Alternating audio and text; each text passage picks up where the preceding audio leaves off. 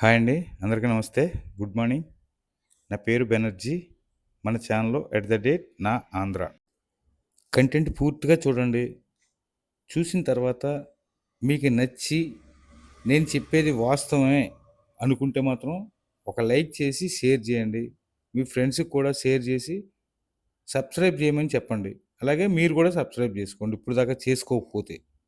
ఇక మన వీడియో గత 5 సంవత్సరాలు వాళ్ళు పరిపాలించినంత సేపు అమరావతి మీద ఏడుస్తూనే ఉన్నారు. ఆ ఏడుపులు ఇంకా ఆగలేదు. ఒరేయ్ నాయన, అమరావతి అన్నది ఒక బంతి లాంటిది. మీరు ఎంత తొక్కాలని చూస్తే అంత పైకి లేస్తదది. ఈ అమరావతి గురించి మన మాజీ మంత్రి గారు, మన కర్మగాలి, ఆయన ఏం మాట్లాడుతున్నాడో ఒక్కసారి చూద్దాం. తగ్గినాయి, కానీ నీరు మాత్రం తగ్గినట్టుగా ఎక్కడ కనిపించలేదు. ఒకసారి ఇలా చూసినట్లయితే మొత్తం కొద్దిగా అది మొత్తం చూసినట్లయితే అంతా ఏదో పెద్ద చెరువు లాగా అనుకుంటారు. ఇది చెరువు కాదు, ఇది కంప్లీట్ పంట పొలాలు. ఇదిగో పత్తి, ఇలాగే పత్తి వేసినాయి, మొత్తం పోయింది. అంటే వర్షాలు పడ్డ 5 రోజులకు కూడా పంట పొలాల్లో నీరు బయటికి పోలేదు. చాలా దురదృష్టకరం. రాజధాని ప్రాంతంలో ఉన్నటువంటి పొలాలు గతంలో ఇప్పుడు లేకపోయినా, అయితే గతంలో కూడా వాటర్ వచ్చేది, ఉండేది, నష్టం కొంత జరిగేది, కానీ 3-4 days లో వెళ్ళిపోయేది.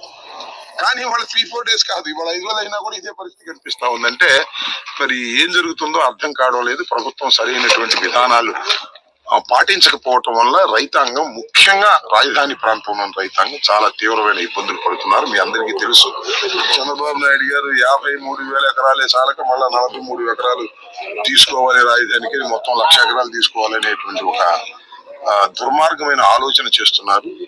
ఏదో స్వామి చెప్పినట్టుగా తన ద్వారా కంతలేదు మేరకు ఒక డోలు అన్నట్టుగా కేవలం 53 ఎకరాలని బాగు చేసి 53,000 ఎకరాలకే గతి లేకపోతే మళ్ళా 43,000 ఎకరాలు తీసుకుని ఇక్కడ రైతాంగాన్ని, ఈ ప్రాంత ప్రజానీకాన్ని తీవ్రమైన నష్టం కలిగిస్తున్నారు. ఇప్పటికైనా ఆలోచించుకోవాలి.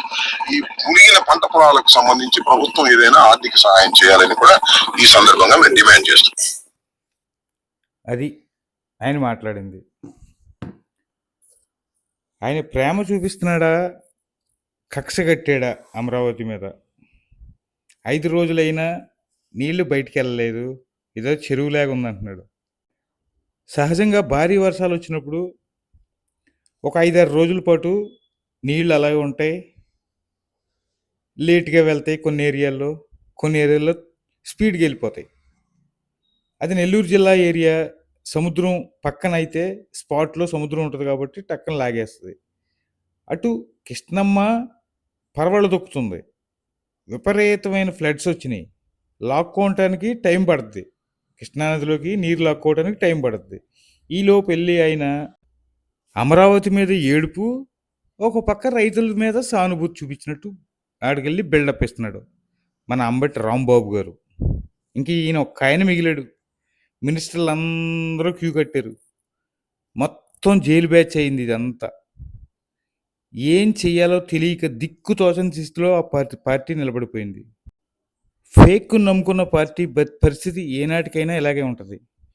రియాలిటీగా, రియల్గా జనం కోసం ఆలోచించే పార్టీ ఎన్నాళ్ళున్నా 3 పువ్వులు 6 కాయలుగా జనం అభిమానిస్తూనే ఉంటారు. ఒక ఎలక్షన్ ఓడిపోవచ్చు, మళ్ళీ ఎలక్షన్కి నిలదొక్కుని మళ్ళీ రెడీగా వచ్చేస్తుంది. రేపొద్దున్న వైసీపీ వచ్చే పరిస్థితి లేదు కాబట్టి ఏదో ఒక ఫేక్ చేయాలి కాబట్టి ప్రతి చిన్న విషయాన్ని కూడా ఫేక్ చేస్తున్నారు వాళ్ళు. ఉదాహరణకి ఉచిత బస్సు పథకం లేడీస్కి చాలా ఆనందం ఇస్తుంది. ఎందుకని చెప్తున్నానంటే, మాకు తెలిసినంత వరకు మా ఏరియాలోనే ఒక చదువుకున్న బిడ్డలైనా సరే, లేదంటే ఉద్యోగం చేసుకుని షాపింగ్ మాల్కి వెళ్ళినా, ఇలా వెళ్ళే వాళ్ళందరికీ కూడా నెలకు ఒక 3,000, 2,500 నుంచి 3,000 ఖర్చు అయ్యేది. ఆ 2,500, 3,000 వాళ్ళకి ఎంతో కొంత వెసులుబాటే కదా. అది వెసులుబాటు కాదంట. అలా చేస్తే బాగుండు, ఇలా చేస్తే బాగుండు. మీరెందుకు ఇవ్వలేకపోయారు? బటన్లు విపరీతంగా నొక్కారు కదా. నొక్కే బటన్లు ఎక్కువ, పడే డబ్బులు తక్కువ. 10 రూపాయలు ఇచ్చి 100 రూపాయలు నొక్కేశారు. ఇప్పుడే కదా మీ డ్రామాలన్నీ బయటకు వస్తున్నాయి. ఎంత సొమ్ము తినేశారు నాయన మీరు. చూస్తుంటే గుండె తరుక్కుపోతుంది. మీరా మాట్లాడేది? అమరావతి వెళ్ళి గత 5 ఏళ్ళు మీ డ్రామాలు చూసి చూసి చూసి చూసి జనం ఇసుకెత్తిపోయి ఫుట్బాల్ తన్నట్టు తన్నారు. దెబ్బకి 11కి వచ్చేసావు. ఇంకొకసారి తంతే అడ్రస్ గల్లంత లేకుండా పోద్ది పార్టీ. నాకు తెలిసి వచ్చే ఎలక్షన్కి ఈ పార్టీ ఉంటుందని నమ్మకం నాకైతే లేదు. ఎందుకంటే నేను చెప్పకూడదు, అంత భయంకర పరిస్థితుల్లో ఆ పార్టీ ఉంది. ఎవరిని ఎప్పుడు ఎత్తుకుపోతారో ఏమీ లేదు. ఎందుకంటే వాళ్ళు చేసిన పాపాలు అయ్యి ఏం దొంగ కేసులు కాదు, అక్రమంగా పెట్టిన కేసులు కాదు. చేసిన పాపాలకి ప్రతిఫలం ఏనాటికైనా తీర్చి వెళ్లాల్సిందే. ఏదో రూపాయలు పంచుకున్నట్టు, రూపాయలు దోచినట్టు కోట్లు, వందల కోట్లు, వేల కోట్లు. మీ అమ్మ బడవ, ఇదేం దోపిడీ రా నాయన, నా జీవితంలో ఎప్పుడు చూడలేదు ఎంత దోపిడీ. ఒకానొక టైంలో రాజశేఖర రెడ్డి ఈయన గారు ఉన్నప్పుడే, రాజశేఖర రెడ్డి ముఖ్యమంత్రిగా ఉన్నప్పుడు మాత్రం ఈయనే చేసిన పని అది. కర్మ కాలిపోయి ఈయన్ని ఎన్నుకుని మళ్ళీ తినవయ్యా బాబు అన్న సందాన్ని ఆయన గెలిపించినట్టుంది. ఆయన డబ్బులు పెట్టడానికి మాత్రమే వాళ్ళని గెలిపించినట్టుంది. ఈ రోజు కూడా కొంతమంది మా జగనన్న, మా జగనన్న, ఇంకేమి జగనన్న, ఇలాంటి జగనన్న మళ్ళీ వస్తే స్టేట్ అడక్క దొబ్బటమే. ఎప్పటికైనా బుద్ధి తెలుసుకుని మారండ్రా నాయన.